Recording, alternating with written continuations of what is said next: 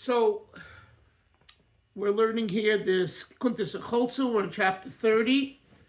So turn to chapter 30, and I want to read the note as we begin learning. The Rebbe Rashab began chapter 27 by explaining that to understand the possibility of the synergistic relationship between the two opposites of potentials, the two opposite potentials of Chochmah and Bina identified with concealment and revelation, it's necessary to first explain the possibility of unifying concealment and revelation as they exist in their very source. In other words, to appreciate the opposites, you look at the source, and in the source, they can be synergized. How? He devoted that chapter and chapter 28 to that purpose, explaining the revelation of the light that existed before the tzimtzum, the concealment, brought about by the tzimtzum, and the revelation of the light of the kav that followed the tzimtzum. In chapter 29, last chapter, he explained how the synergistic relationship between the revelation and concealment is made possible by Hashem's infinite light that transcends them both. So now, having explained these concepts, he returns to the ideas explained in chapter 21 to 26, which is the interrelation of the spheres of Chochmah and Bina, identified with the letters the Yud and Hey of Hashem's name, and Yud Hey Vav Hey, explaining the same motive applies. The Yud and the Hey are united through drawing down God's essential light. In this and the following chapters, in other words 30, 31, and 32, I believe, he explains how this essential light is drawn down, highlighting how the Torah, specifically studying Torah with the proper motivation, serves as the medium for drawing down that light. So now the Rebbe, the Rashab, is going to give us kind of a more practical way of doing something in the real world, which has the ability of drawing down and bringing together the opposites of Gilui and Helen, revelation and concealment. Let's look inside. V'hinei hamshoches oir ha'atzmi deinsof, to draw down the essential light of God, lasses hayichod v'iskalus the beis yutke, to cause the unity and the inclusiveness of the two letters of Hashem's name, Yud-K, which are opposite Yayidei HaTorah. It's through the study of Torah. U'kumasham Razal al-Posik, the Chazal say, Im yachzik b'meidei yasa sholim li sholem yasa li. If he holds to my strength, he will bring my peace. He will bring my peace. That's what it says. Next page. Chazal determined from this pasuk, Kol ha'oisek b'Torah mishum mesim sholim b'pamal yeshamayla b'pamal yeshamata. Whoever studies Torah, he brings about, he causes peace amongst the heavenly hosts and the earthly hosts. Sholim b'pamal yeshamayla, what does it mean? Bringing peace, bringing unity in the heavenly hosts. Who this refers to bringing together the two first letters of Hashem's name, Yud-K. And what does it mean to bring together the earthly hosts? Who is Vav-K, that refers to the two latter letters of the name of Hashem, the Vav and the K. Now in the parentheses, Atam, the Yud-K, Nikre, Pamaya Shalmaile, Vavov-K, Pamaya Shamatahu. The reason why the Yud-K is called the heavenly hosts, and the Vav-K is called the earthly hosts. Why is that? Because he brings a verse, another verse in the Torah, Hanistarois Lashem Elokeinu. Those things that are hidden and secretive belong to God, your God. V'haniglois, and those things that are revealed, lonu levanenu, are for us and our children. And he explains, the Oisi is Vav-K, the two last letter of God's name, Vav and Hey. Haim Niglois Lanu Veneno, they are apparent to us. They represent such revelation at such levels that are accessible by us. Next page. Avol Yud-K, but the first two letters, Haim Nistores Lashem Elikenu, they are beyond our comprehension and understanding and etc. And they are of secret concealment that belongs to God. Chochmah Bina, referring to Chochmah Bina. So that's why in Asher, when it says that he brings shalom, mesim shalom, he brings peace, makes peace between the heavenly hosts, Palmayo Shel Milo, and Palmayo Shem Mato, and the heavenly and the earthly hosts. What do we understand from this? Heavenly hosts means that it's relegated to heaven. It's a heavenly world. Yud-K, Chochmah Bina. Right? It's even Bina, it's still beyond our world. The two last letters of Hashem's name, Vav K, which is the Midos, the Vav is the 6 Midos, and Hey is the Malchus, right? We divide all the spheres, right? So the Shisha Midos is the Vav, 6, the Vav is 6. Hey, last Hey is Malchus, royalty, kingship, etc. That's relegated to our experience. We could work with it. So that's why it's called Haniglos Lanu Ulavanenu. You know, if you recall, when the Balkaira reads that section on Monday and Thursdays, usually some people in the shul will end off out loud with Hanis Tarois Hashem Elokeinu. And people will sing together. What are they singing together? What are they saying? So simply that there's an aspect to God that's concealed, an aspect to Hashem that's revealed. Chassidus goes deeper and says that it's referring to the Yud-K Vav-K. The Yud-K is the Nistaros. So realization, Hanis Tarois, the higher levels, Lashem Elokeinu, that belongs to God. Vaniglos, the voice goes, Vaniglos, Lanu Levanenu, and revelation is for us and our children, because we can relate to it.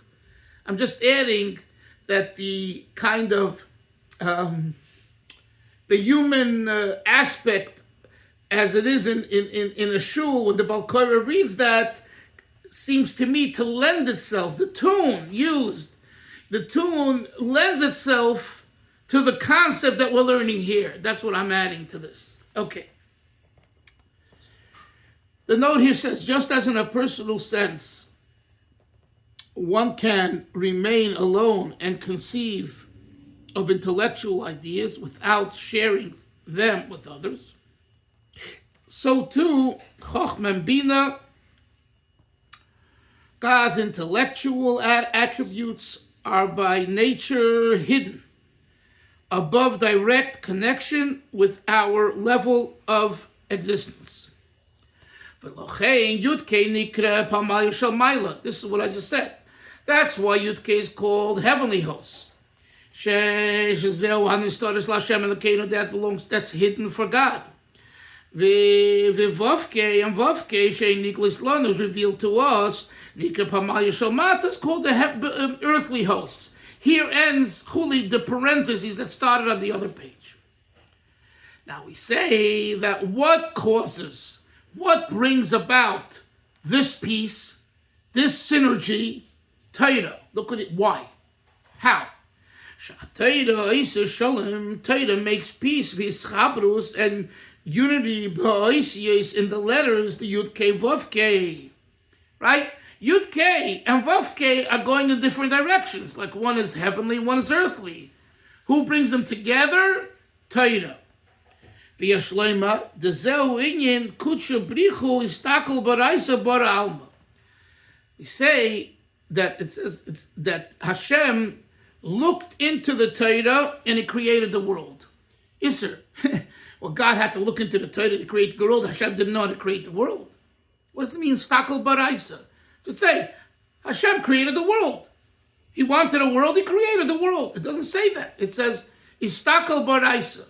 So the Rashab says, next page, the Kipiriyose Shalaylam Bereshech Sheikha V'Hadanoira. How did Hashem, in other words, how did Hashem create the world that first there was darkness and then there was light?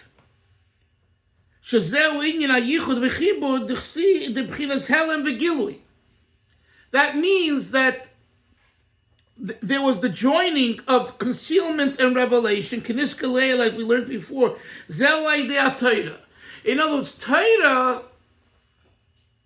Torah takes the opposites and brings them together. So when it says, Istakel ba'araisa, God gazed at the Torah, and with that he created the world. What does that mean? That's how he created the ability of the opposites coming together, because Torah itself, Zev, brings together opposites. So in other words, since he had to, he sought to accomplish that Chochmah and Bina on one side, and Midos and Malchus on the other side, are each in their own world, and they're opposite each other. And he wants to bring them together. So what does he do? He looks into Torah, meaning Torah is the same way. Torah brings together top and bottom, up and down, revelation and concealment. That's the meaning, why it says Istakel Baraisa. Peter's Kutsha Brichu Istakel Baraisa, and the meaning that Hashem gazed into Torah, and with that he created the world. Hainu Pchinas Shashuyim Ha'atzimim Shenislabish B'Toiva. This is called the essential delight which is enclosed in Torah. Shashuyim means like playfulness. God played with Torah. What does it mean he played with Torah? Well, Torah is a toy. The answer is yes. It's a spiritual toy. It's a toy for a child is pleasurable. Right? What's the biggest thing you can do for a child? Bring him into a toy store. I remember from my own youth, we lived here in Borough Park, and around the corner was a toy store, Linux it was called at the time. And just the thought of going into Linux was fascinating. I get to go into Linux, and I can even buy something at Linux. And you're surrounded with toys and games all over. A lot of playfulness, right? The Eibishter Hashem says, I'm going to give you the Torah. I give you the Torah. You could play with the Torah.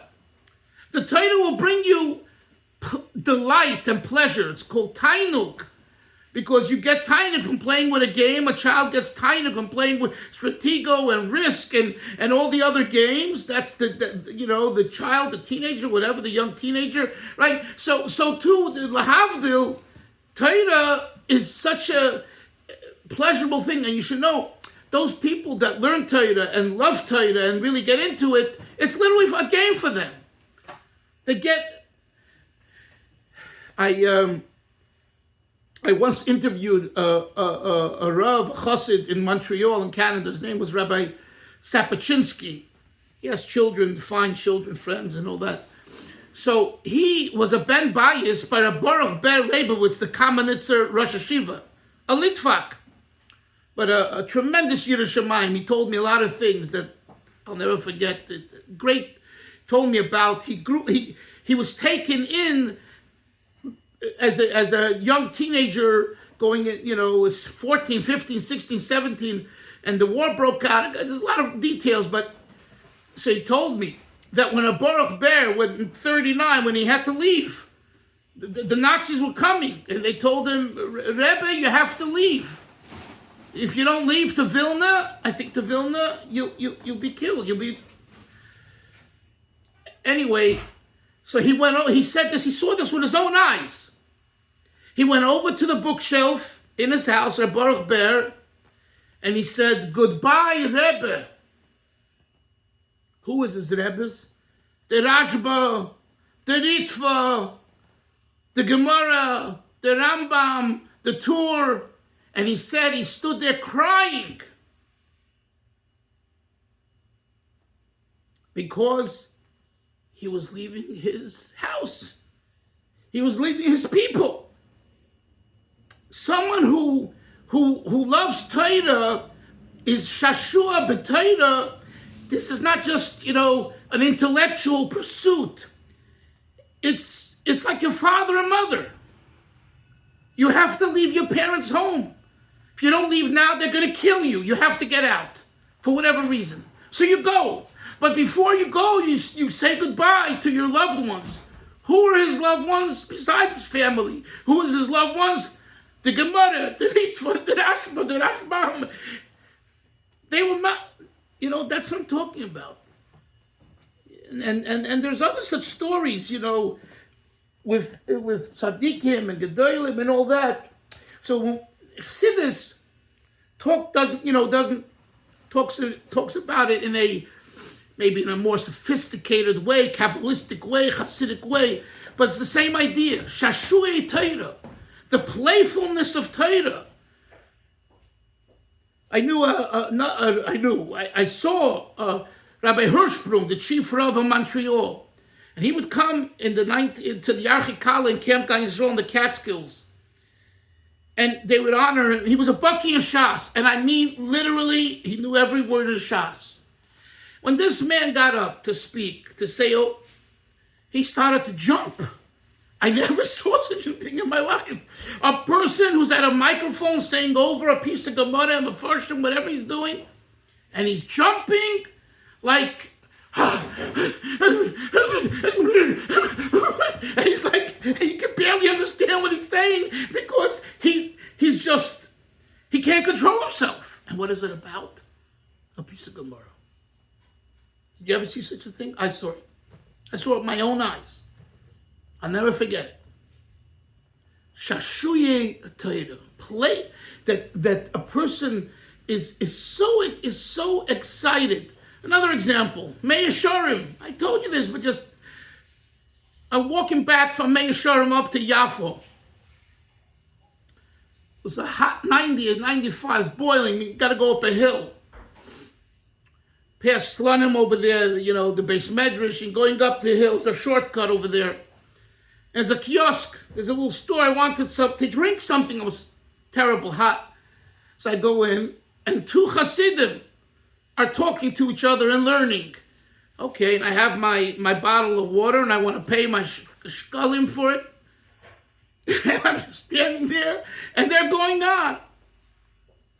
After 30 seconds, whatever it was, a minute, I said, excuse me. I said in Yiddish, I said, excuse me, I would like to pay for this. One guy turns to me, who I think was the owner, and says, Reb Yid. He says to me, Reb Yid, mister, if you don't have the patience to let us finish speaking this Inyan and Torah, you could go find yourself another store to buy the bottle of water. Now you could say this is very rude, right? And then you could say it's not very rude. His world is Torah. He's middle of speaking Torah to someone. He will lose a customer. He will get a customer. I'm saying, I saw with the Rebbe. I'm giving you examples. When the Rebbe Shabbos would teach a Rashi, explain a Rashi in a Parsha. So he would take out a Chumash while we were singing in the interval, the Nigun, between the talks, the Sichas. And then he would look into his Chumash and prepare, he already prepared the night before. All night he was up, doing that. The Rebbe once says it took him 8 hours to prepare explaining one Rashi. 8 hours, I think that's what he once said.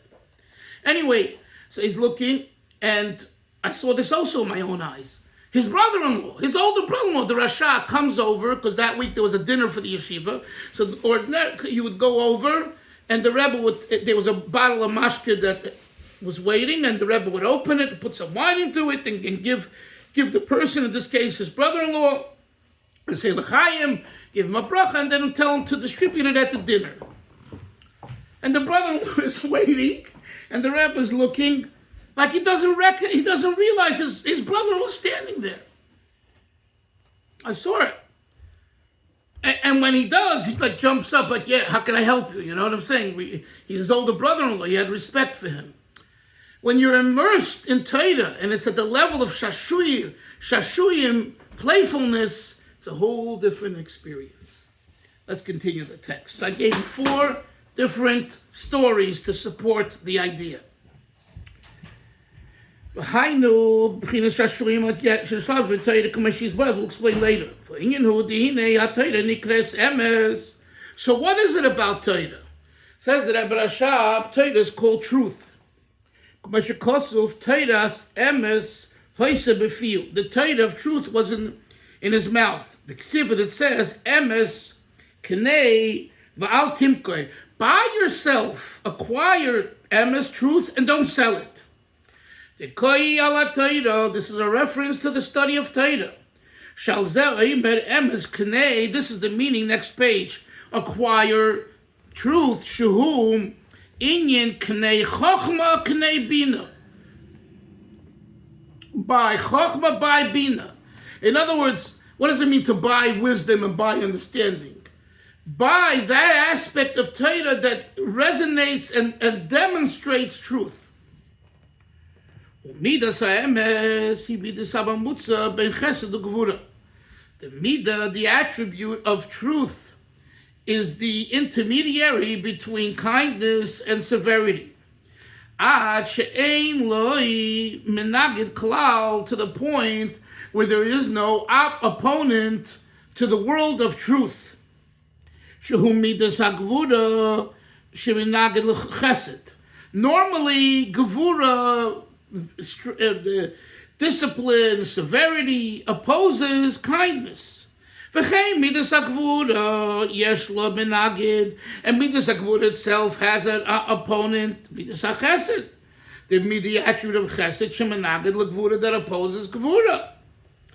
Avol Hachro Haklula B'Mezika Nechoyna B'Chesed V'Din Yachad, a resolution in between blending kindness and judgment in appropriate proportions. A Lomanagid doesn't have any opponent. And what is that? That is the attribute of Emes, which is Rachamim. When is the truth of Rachamim expressed? Specifically,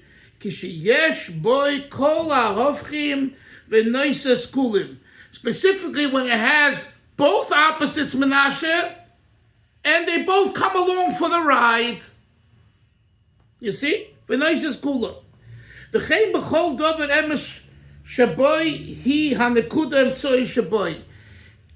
This idea is true in every aspect of truth, in every situation.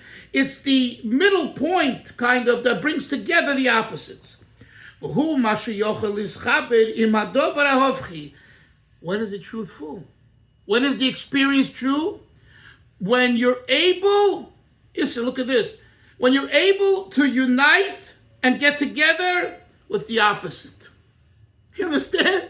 When you're able to sit together with your enemy and your foe, and that shows that you're at a level of emes.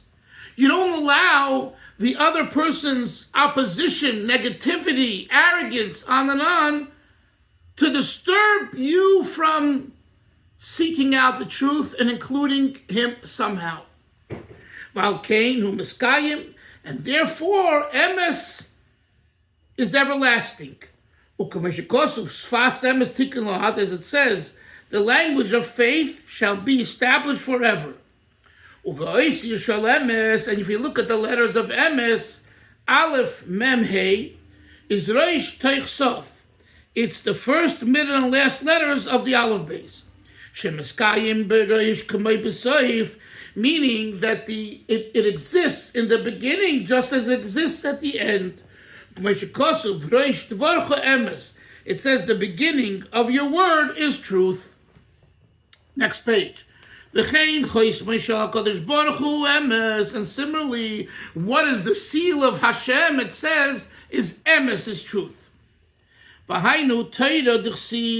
This refers to Torah as it's written, Chasoim, Torah, Bilimudoi, seal the Torah among my disciples.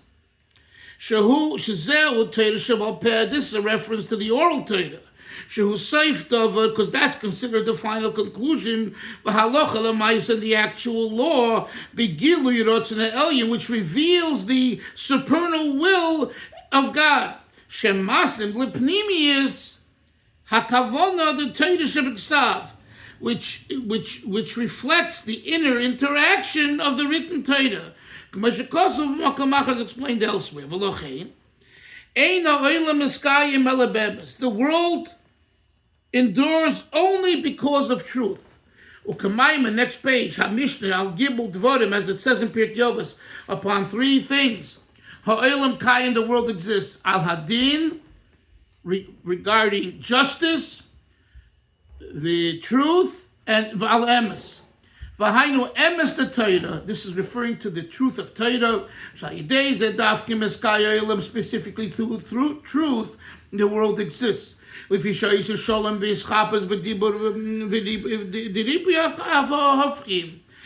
it brings together the opposites. We say this in Ashrei. Hashem is close to all that call him.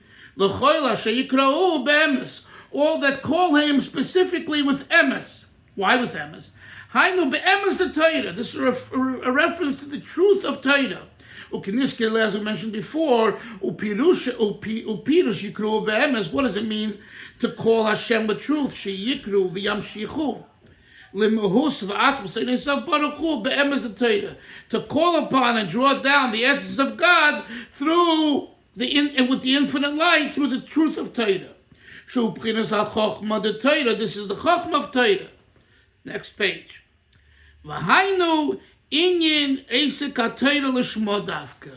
When we talk about learning Torah lishma, we mean that you're learning Torah in a manner of truth. Studying for the sake of Torah, not to be a rabbi, and not to be a gabbai, and not to be, not even to, just because it's Hashem's Torah. Also, Mesim Shalom, this he goes back to what he started this chapter with, then he brings peace, B'palmaya Shalmaila, to the heavenly hosts, Upalmaya Shalmata, it's because of the emes of Torah. Kitzur, summary,